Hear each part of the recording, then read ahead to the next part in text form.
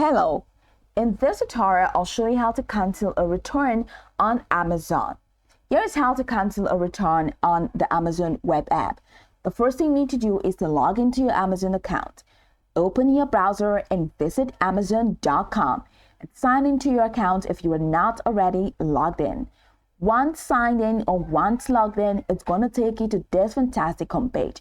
From this homepage, hover over the account and list in the top right corner of the page. You'll be provided with a couple of options in the drop-down menu, including account, others, keep shipping for, all the way down to sign out. Now go ahead and click on others. And once you select others, it takes you to your others page. In your others page, locate the order for which you initiated the return. You can use the search bar here to find the specific order if you have a wide array of orders in here. Now, next to the order, I do not have an order here, so my orders list is pretty much empty. But then next to the order that you have, click on View Return/Refund Status to open the return details. Now, if the return is still in progress and can be canceled, you will see the option to cancel this return on the return status page.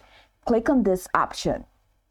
Now, Amazon will ask you to confirm your decision to cancel the return. Confirm to complete the cancellation process.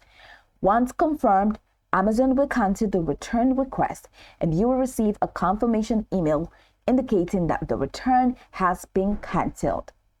After completing these steps, your return request will be canceled and the item will no longer need to be sent back to Amazon.